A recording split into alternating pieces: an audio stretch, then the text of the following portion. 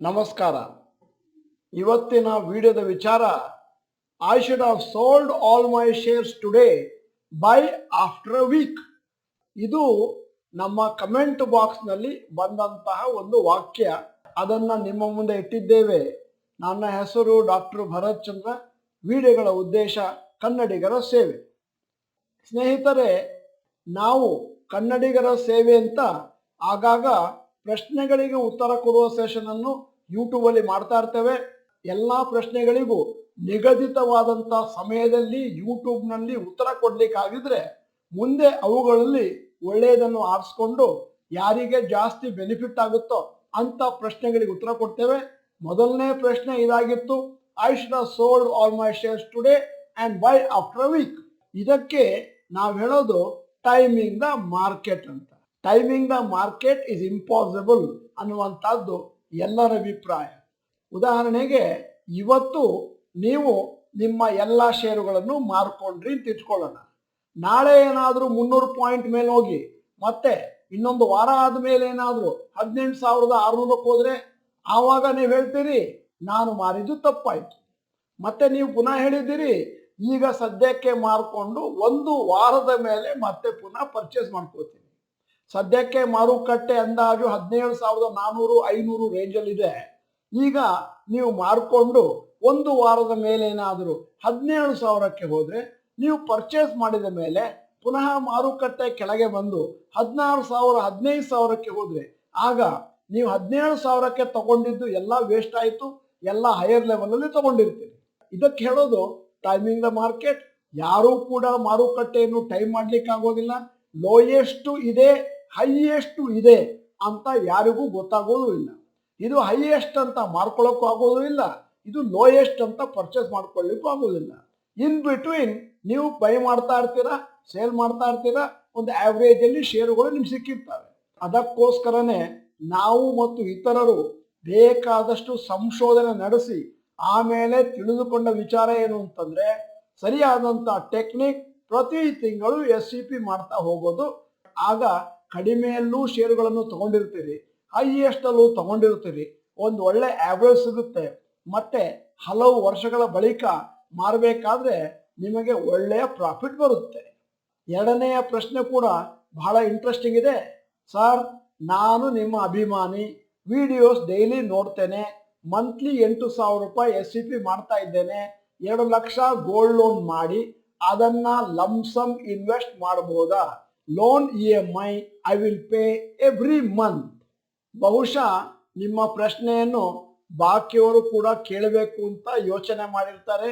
ಯಾಕಂದರೆ ಮಾರುಕಟ್ಟೆ ದಿನ ದಿನ ದಿನ ಮೇಲಕ್ಕೆ ಹೋಗ್ತಾ ಇದೆ. ಉದಾಹರಣೆಗೆ, ನೀವೇನಾದರೂ 2 ಲಕ್ಷಕ್ಕೆ ಗೋಲ್ಡ್ ಲೋನ್ ತಗೊಳ್ತೀರಿ ಅಂತಂದರೆ 10% ಚಾರ್ಜ್ ಮಾಡ್ತಾರೆ ಅಂತ ಊಹಿಸ್ಕೊಂಡ್ರೆ ನಿಮಗೆ 2 ವರ್ಷ ಸಮಯ ಕೊಡ್ತಾರೆ ಅದನ್ನು ತೀರಿಸಲಿಕ್ಕೆ ಅಂತಾದರೆ ಅಂದಾಜು ತಿಂಗಳಿಗೆ ಒಂದು 9,000ದಿಂದ 10,000 ಕಟ್ಟಬೇಕಾಗ್ಬೋದು.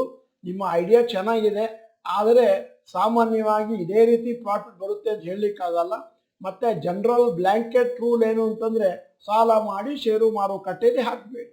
ಆದರೆ ತಿಂಗಳು ಕಟ್ಟಲಿಕ್ಕೆ ನನ್ನ ಹತ್ರ ದುಡ್ಡಿದೆ, ಕಟ್ಕೊಂಡು ಹೋಗ್ತೀನಿ, ಅದರಲ್ಲಿ ಏನೂ ತೊಂದರೆ ಆಗಲ್ಲ ಅಂತಂದರೆ ನಿಮ್ಮ ಐಡಿಯಾ ಚೆನ್ನಾಗಿದೆ.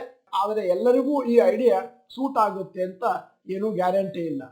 ಮತ್ತು 2 ಲಕ್ಷ ತಗೊಂಡದನ್ನು ನೀವು ಯಾವ ಕಾರಣಕ್ಕೂ ಕೂಡ ಲಂಸಮ್ ಆಗಿ ಒಂದೇ ಸತಿ ಹಾಕಬೇಡಿ. ಕನಿಷ್ಠ ಒಂದು 6 ತಿಂಗಳು ಡಿವೈಡ್ ಮಾಡಿ ಹಾಕಿದ್ರೆ ನಿಮಗೆ ಅಪ್ಪು ಮತ್ತು ಡೌನ್ನಲ್ಲಿ ಒಳ್ಳೆಯ ರೇಟ್ನಲ್ಲಿ ಒಳ್ಳೆಯ ಆವ್ರೇಜಲ್ಲಿ ಷೇರುಗಳು ಲಭ್ಯ ಆಗ್ತವೆ. ಮೂರನೆಯ ಕಮೆಂಟ್, ಸಾಮಾನ್ಯವಾಗಿ ಜನ ಯೋಚನೆ ಮಾಡೋದು ಪೆನ್ನಿ ಸ್ಟಾಕ್ಗಳ ಬೆಲೆ ಕಮ್ಮಿ, ಅದರಲ್ಲಿ ಏನಾದರೂ ಹಣವನ್ನು ಹಾಕಿದ್ರೆ ಶಾರ್ಟ್ ಟರ್ಮ್ನಲ್ಲಿ ಬೇಕಾದಷ್ಟು ಪ್ರಾಫಿಟ್ ಮಾಡಬಹುದು. ಆದರೆ ಬಹಳ ಇಂಪಾರ್ಟೆಂಟು ಪರ್ಸಂಟೇಜ್ ಆಫ್ ಗ್ರೋತ್. ಅಂದರೆ ನೀವು 1000 ಪೆನ್ನಿ ಸ್ಟಾಕ್ ಅನ್ನು ತೆಗೆದುಕೊಳ್ಳುವ ಬದಲಾಗಿ ಒಂದು ಫಂಡಮೆಂಟಲಿ ಸ್ಟ್ರಾಂಗ್ ಸ್ಟಾಕ್ ಅನ್ನು ತೆಗೆದುಕೊಳ್ಳಿ ಅಂತ ಕಮೆಂಟ್ ಮಾಡಿದ್ದಾರೆ. ಬಹಳ ಉತ್ತಮವಾದ ಕಮೆಂಟ್. ಇದನ್ನು ನಾವು ಬೇರೆ ರೀತಿಯಲ್ಲಿ ನಮ್ಮ ಕಾರ್ಯಾಗಾರದಲ್ಲಿ ಹೇಳ್ತೇವೆ. ಉದಾಹರಣೆಗೆ, ನಿಮ್ಮ ಹತ್ರ 1,000 ರೂಪಾಯಿ ಇದೆ ಅಂತಾದರೆ ನೀವು 20 ಸ್ಟೀಲ್ ಗ್ಲಾಸ್ ತಗೊಳ್ಳೋ ಬದಲು 1 ಸಿಲ್ವರ್ ಗ್ಲಾಸ್ ತಗೊಂಡ್ರೆ ಸಿಲ್ವರ್ ಗ್ಲಾಸ್ನ ಅಪ್ರಿಸಿಯೇಷನ್ ಯಾವಾಗಲೂ ಜಾಸ್ತಿ ಇರುತ್ತೆ, ಮತ್ತು ಸ್ಟೀಲ್ ಗ್ಲಾಸ್ನ ಅಪ್ರಿಸಿಯೇಷನ್ ಅಷ್ಟಕ್ಕೆ ಅಷ್ಟೇ. ಮುಂದಿನ ಪ್ರಶ್ನೆ, sir, is there any security for shares of the company we buy? ಯಾವ ಸೆಕ್ಯೂರಿಟಿಯೂ ಇಲ್ಲ.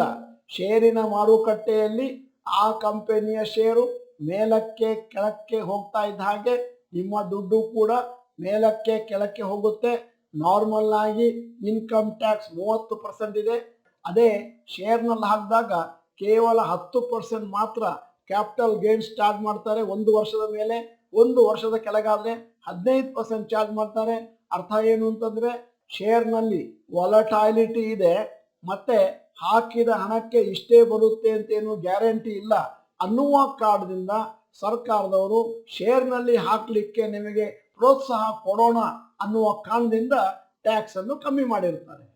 ಷೇರುಗಳಲ್ಲಿ ಹಣವನ್ನು ಹಾಕಿದಾಗ ಸೆಕ್ಯೂರಿಟಿ ಇಲ್ಲ ಅನ್ನುವ ಕಾರಣದಿಂದಲೇ ಷೇರು ಮಾರುಕಟ್ಟೆಯಲ್ಲಿ ಫಂಡಮೆಂಟಲ್ ಅನಾಲಿಸಿಸ್ ತಿಳ್ಕೊಂಡು ಹಣವನ್ನು ಹಾಕಬೇಕು ಅಂತ ಹೇಳುವಂತಹದ್ದನ್ನು ನಾವು ಎಷ್ಟೋ ವರ್ಷದಿಂದ ಹೇಳ್ತಾ ಇದ್ದೇವೆ. ಫಂಡಮೆಂಟಲಿ ಸ್ಟ್ರಾಂಗ್ ಶೇರ್ಸು ಒಂದಲ್ಲ ಒಂದು ದಿನ ಮೇಲಕ್ಕೆ ಹೋಗುವಂತಹದ್ದೇ, ಟೆಂಪ್ರರಿ ಆಗಿ ಕೆಳಗೆ ಬಿದ್ದರು.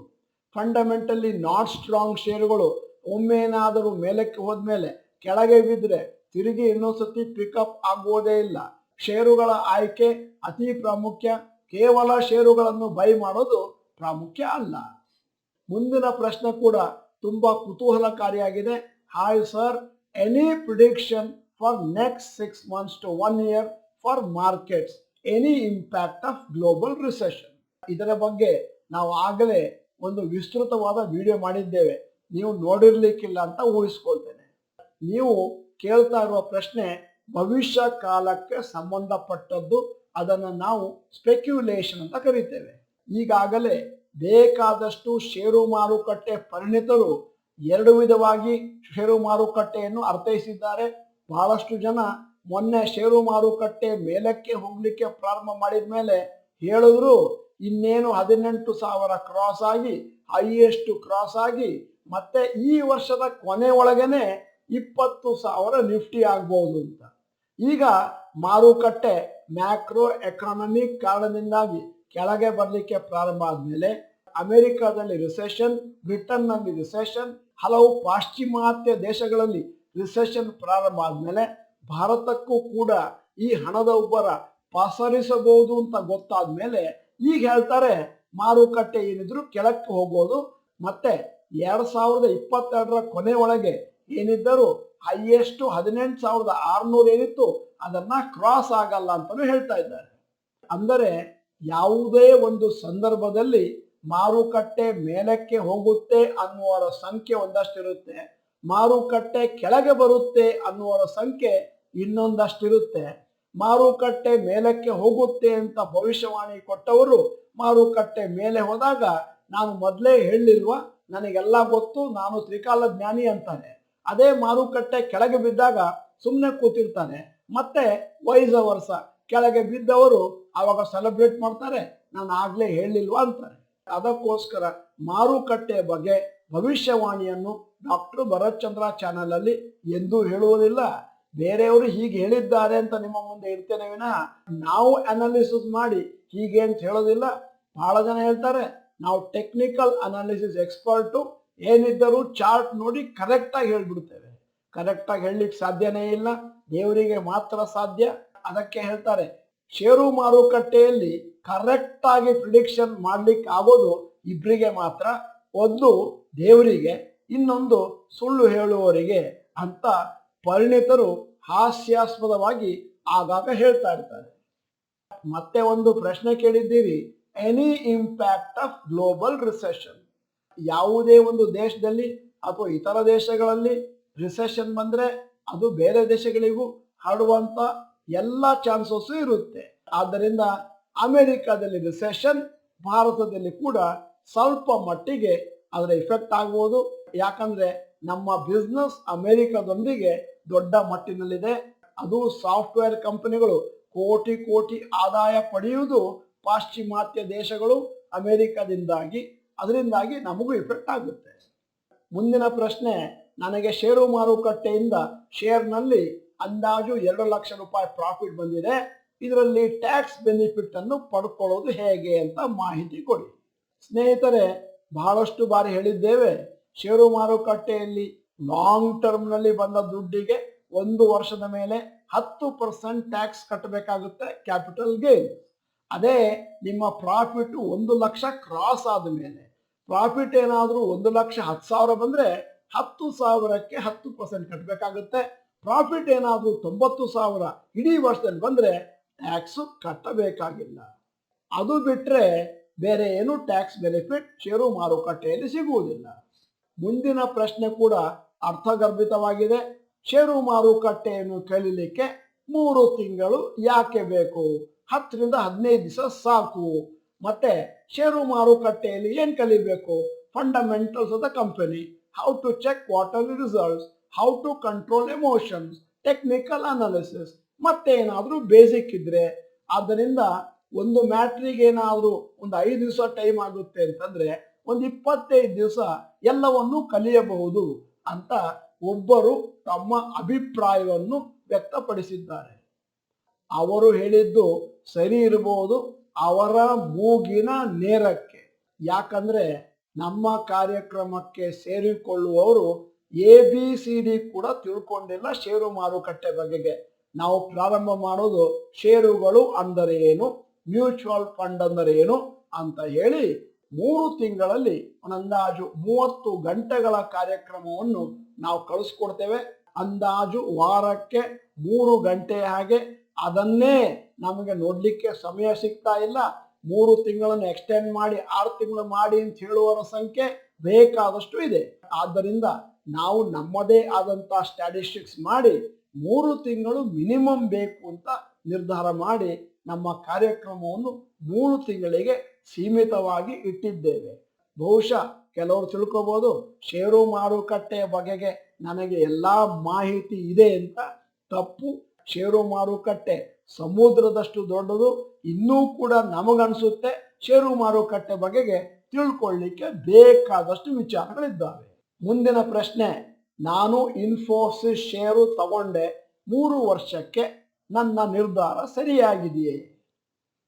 ಈ ಪ್ರಶ್ನೆಗೆ ಉತ್ತರ ಕೊಡುವ ಮುಂಚೆ ನಿಮ್ಮ ವಯಸ್ಸು, ನೀವು ಎಷ್ಟು ಶೇರನ್ನು ತಗೊಂಡಿದ್ದೀರಿ, ಎಷ್ಟು ಹಣವನ್ನು ಹಾಕಲಿಕ್ಕೆ ನಿಮ್ಮಲ್ಲಿ ಶಕ್ತಿ ಇದೆ, ಮತ್ತೆ ನಿಮ್ಮ ನಿರ್ಧಾರ ಶಾರ್ಟ್ ಟರ್ಮ್ಗೆ ಕೊಂಡ್ಕೊಂಡಿದ್ರು ಲಾಂಗ್ ಟರ್ಮ್ಗೆ ತೆಗೆದುಕೊಂಡಿದ್ರು. ನಾವು ನಮ್ಮ ಕಾರ್ಯಾಗಾರದಲ್ಲಿ ಏನು ಹೇಳ್ತೇವೆ ಅಂತಂದ್ರೆ, ನಿಮ್ಮ ಹತ್ರ ಶೇರ್ ಇದ್ರೆ ಅದನ್ನ ಹಾಗೆ ಕಂಟಿನ್ಯೂ ಮಾಡ್ಕೊಂಡು ಹೋಗಿ. ಯಾಕಂದ್ರೆ ವರ್ಷ ಒಂದಷ್ಟು ಪ್ರಾಫಿಟ್ ಬಂದೇ ಬರುತ್ತೆ. ಏನಿದ್ದರೂ ಒಂದು 15ರಿಂದ 30% ಬರ್ಬೋದು. ಈ ತರದ ಲಾಭ ಎಲ್ಲೂ ಸಿಕ್ಕಲ್ಲ. ಅದರಿಂದಾಗಿ ನಿಮಗೆ ಬೇಕಾದಾಗ ಸ್ವಲ್ಪ ಮಟ್ಟಿನ ಹಣವನ್ನು ಬೇಕಾದ್ರೆ ವಿಡ್ರಾ ಮಾಡಿ, ಆದರೆ ತಿಂಗಳು ಹಾಕೊಂಡು ಹೋಗಿ. ಇಲ್ಲ ದೊಡ್ಡ ಮೊತ್ತ ಹಾಕಿದ್ರೆ ಅದನ್ನು ಸಂಪೂರ್ಣವಾಗಿ ತೆಗೆಯುವ ಅಗತ್ಯತೆ ಇಲ್ಲ. ನನ್ನ ಮುಂದಿನ ಪ್ರಶ್ನೆ, 3 ವರ್ಷದ ಮೇಲೆ ಇನ್ಫೋಸಿಸ್ ಶೇರನ್ನ ನೀವು ಮಾರ್ಕೊಂಡ್ರೆ ಮತ್ತೆ ಪುನಃ ಇನ್ಫೋಸಿಸ್ ಶೇರುಗಳು ಮೇಲಕ್ಕೆ ಹೋಗ್ಲಿಕ್ಕೆ ಪ್ರಾರಂಭ ಮಾಡಿದ್ರೆ ಆವಾಗ ಪಶ್ಚಾತ್ತಾಪ ಪಡ್ತೀರಿ. ನನ್ನ ಸಲಹೆ, ತಗೊಂಡದ್ದು 5, 10, 15, 20 ವರ್ಷ ಅಂತ ಇರಲಿ. ಆವಾಗ ಅದು ಸರಿಯಾದಂತ ಲಾಂಗ್ ಟರ್ಮ್ ಹೂಡಿಕೆ. ಮುಂದಿನ ಕಮೆಂಟ್ ಅನ್ನು ಎಲ್ಲರೂ ಕೇಳಿಸ್ಕೋಬೇಕು. ಈ ಚಾನಲ್ ವಿಡಿಯೋಗಳು ತುಂಬಾ ಯೂಸ್ಫುಲ್ ಆಗಿರುತ್ತವೆ. ಆದರೆ ಯಾರೊಬ್ಬರು ಕಮೆಂಟ್ ಅಥವಾ ಪ್ರಶ್ನೆಗಳಿಗೆ ರಿಪ್ಲೈ ಮಾಡುವುದಿಲ್ಲ. ಅವರ ಬ್ಯುಸಿ ಶೆಡ್ಯೂಲ್ನಲ್ಲಿ ಉತ್ತರಿಸುವುದು ಸಾಧ್ಯವಿಲ್ಲ ಅನಿಸುತ್ತೆ.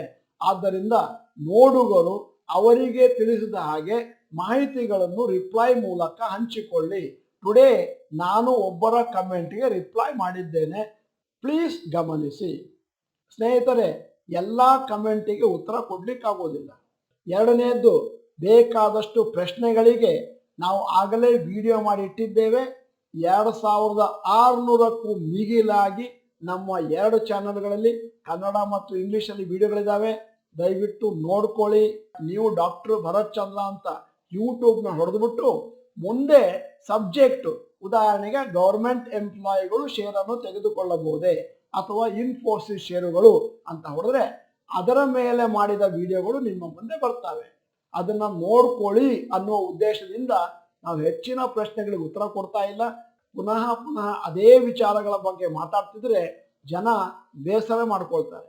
ಇನ್ನು ಒಂದು, ಯಾರೋ ಪ್ರಶ್ನೆ ಕೇಳಿದ್ದಾರೆ ಅನ್ನುವ ಸಂದರ್ಭದಲ್ಲಿ ದಯವಿಟ್ಟು ಇತರರು ಅದಕ್ಕೆ ಉತ್ತರ ಕೊಡ್ಲಿಕ್ಕೆ ಹೋಗಬೇಡಿ. ಅದನ್ನ ಕೇವಲ ಎಕ್ಸ್ಪರ್ಟ್ಸ್ ಮಾತ್ರ ಕೊಡಬೇಕು. ನೀವೇನಾದರೂ ತಪ್ಪು ಉತ್ತರ ಕೊಟ್ರೆ ಮತ್ತು ನಾವು ಅದನ್ನ ಡಿಲೀಟ್ ಮಾಡದೇ ಇದ್ರೆ ಮತ್ತೆ ಜನ ಅದನ್ನ ನೋಡಿಕೊಂಡು ಅದರಂತೆ ಕಾರ್ಯವನ್ನು ಕೈಗೊಂಡು ಲಾಸ್ ಅನ್ನು ಮಾಡಿಕೊಂಡ್ರೆ ಅದರ ಪಾಪ ಮತ್ತು ಪುಣ್ಯ ನಮಗೆ ತಟ್ಟುತ್ತೆ. ನೀವು ಪ್ರೇಕ್ಷಕರು ಪ್ರಶ್ನೆಗಳಿಗೆ ಉತ್ತರ ಕೊಡ್ತಾ ಹೋದ್ರೆ ಅದು ಸರಿ ಅಂತೇನು ಗ್ಯಾರಂಟಿ ಇಲ್ಲ. ಯಾಕಂತಂದ್ರೆ ನಿಮಗೆ ಷೇರು ಮಾರುಕಟ್ಟೆ ಎಕ್ಸ್ಪೀರಿಯನ್ಸ್ ಎಷ್ಟಿದೆ ಅಂತ ಯಾರಿಗೂ ಗೊತ್ತಿಲ್ಲ. ನನ್ನ ಸಲಹೆ, ಯಾರಾದರೂ ಪ್ರಶ್ನೆ ಕೇಳಿದ್ರೆ ಅದಕ್ಕೆ ಉತ್ತರ ಕೊಟ್ಟಿಲ್ಲ ಅಂತಂದ್ರೆ ಮುಂದೆ ಯಾವಾಗಲೂ ಒಂದು ದಿವಸ ಅದ್ರ ಮೇಲೆ ವಿಡಿಯೋ ಮಾಡ್ಬೋದು, ಅಥವಾ ಆ ವಿಡಿಯೋ ಆಗಲೇ ಯೂಟ್ಯೂಬ್ ಅಲ್ಲಿ ಇದೆ ಅಂತ ನೀವು ಯೋಚನೆ ಮಾಡ್ಕೋಬೇಕು. ಪ್ರತಿಯೊಬ್ಬರಿಗೂ ಉತ್ತರ ಕೊಡ್ಲಿಕ್ಕೆ ಆಗೋದಿಲ್ಲ. ಬೇರೆಯವರು ದಯವಿಟ್ಟು ಉತ್ತರಿಸಲಿಕ್ಕೆ ಹೋಗಬೇಡಿ. ಸ್ನೇಹಿತರೆ, ನೀವು ಡಾಕ್ಟರ್ ಭರತ್ ಚಂದ್ರ ಚಾನಲ್ ಮೆಂಬರ್ ಅಲ್ಲ ಅಂತಂದ್ರೆ ಇದೀಗ ಸಮಯ. ಸಬ್ಸ್ಕ್ರಿಪ್ಷನ್ ಬಟನ್, ಬೆಲ್ ಐಕಾನ್ ಒತ್ತಿ. ವಿಡಿಯೋ ಚೆನ್ನಾಗಿದ್ರೆ ಲೈಕ್ ಬಟನ್ ಒತ್ತೋದನ್ನು ಮರಿಬೇಡಿ. ಕಮೆಂಟ್ ಮಾಡಿ ಅಂತಂದ್ರೆ ನಾವು ಕೊನೆಯಲ್ಲಿ ಕೇಳಿದ ಪ್ರಶ್ನೆಗೆ ಮಾತ್ರ ಕಮೆಂಟ್ ಮಾಡಿ ವಿಡಿಯೋನ ಎಲ್ಲ ಕನ್ನಡಿಗರಿಗೂ ಕಳಿಸ್ಕೊಡಿ. ನಮಸ್ಕಾರ.